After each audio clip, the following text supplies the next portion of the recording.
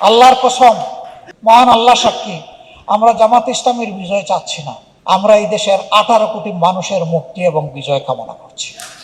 আমরা চাই দলের বিজয়ের সাথে সাথে জাতিরও যেন বিজয়ের দ্বার খুলে যায়। দলের সাথে সংযুক্ত হওয়া জরুরি নয়, প্রিয় দেশের জন্য একসাথে কাজ করা খুবই প্রয়োজন। আমরা সবগুলো হাত একত্রিত করে একসাথে এগিয়ে যাব ইনশাআল্লাহ। ভবিষ্যৎ হোক নিরাপদ, বিনিয়োগ হোক বিশ্বস্ত, আর আমার পছন্দ সল্ট বে। ওয়েলকাম টু সল্ট বে। আমরা আমাদের দেশকে একটা ফরওয়ার্ড লুকিং দেশ হিসাবে দেখতে চাই। আমাদের পরবর্তী প্রজন্মের হাতে একটা নিরাপদ দেশ তুলে দিতে চাই।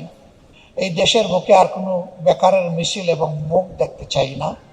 আমরা চাই সুশিক্ষা এবং প্রশিক্ষণের মধ্য দিয়ে প্রত্যেকটা তরুণ তরুণীর হাতকে দেশ গড়ার কারিগরের হাতে পরিণত করতে।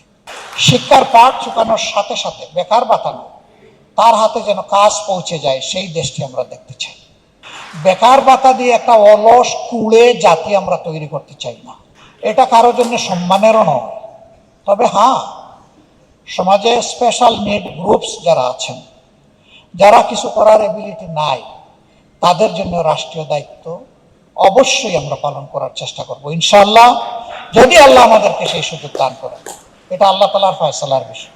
দেশকে দিয়ে সব কিছু উজাড় করে বয়সের এক প্রান্তে এসে মানুষ যাতে হতাশায় না ভোগে, সে যাতে ফিল করে যখন আমি কর্মে সক্ষম ছিলাম তখন আমি দেশের জন্য একজন যোদ্ধা এবং একজন কর্মী ছিলাম, এখন আমার সেই সামর্থ্য নাই, এখন আমার দেশ, আমার পরিবার, আমার সরকার, আমার অভিভাবক।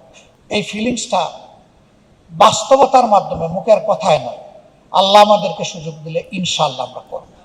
এবং আমরা বিশ্বাস রাখি, দুর্নীতি বন্ধ করে গুড গভর্নেন্স যদি আনা যায়, জাস্টিস যদি এস্টাবলিশ করা যায়, এইটা খুব দূরের বিষয় নয়।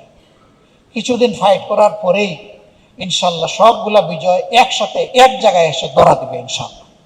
আল্লাহর কসম, মহান আল্লাহ সাক্ষী, আমরা জামাত ইসলামের বিজয় চাচ্ছি না।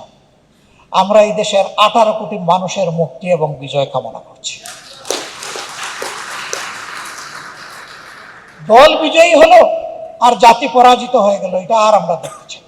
আমরা চাই দলের বিজয়ের সাথে সাথে জাতিরও যেন বিজয়ের দ্বার খুলে যায়। আপনারা মূল্যবান সময় স্যাক্রিফাইস করে এখানে এসেছেন, আমাদের দাওয়াত কবুল করেছেন, আপনারা আমাদেরকে ঋণী করলেন। আমরা যেন বাকি জীবনে আপনাদের এই মর্যাদার জায়গাটাকে সম্মান করে ঋণ পরিশোধ করতে পারি। আল্লাহ যেন আমাদেরকে এই তৌফিক দান করে। আমি আবারও প্রত্যাশা করব, দলের সাথে সংযুক্ত হওয়া জরুরি নয়, প্রিয় দেশের জন্য একসাথে কাজ করা খুবই প্রয়োজন। আমরা সবগুলো হাত একত্রিত করে একসাথে এগিয়ে যাব ইনশাআল্লাহ। যুদ্ধের ময়দানে যেমন আপনারা ভয় করেননি, সামনে এগিয়ে গেছেন, আগামীর সামাজিক অপকর্মকারীরা যে বাধা দিবে ইনশাআল্লাহ ওটাতেও আমরা ভয় করব না। আমরা যোদ্ধার মনোভাব নিয়ে লড়ে যাব এবং আমরা বিজয়ী হব ইনশাআল্লাহ। সবাইকে ধন্যবাদ।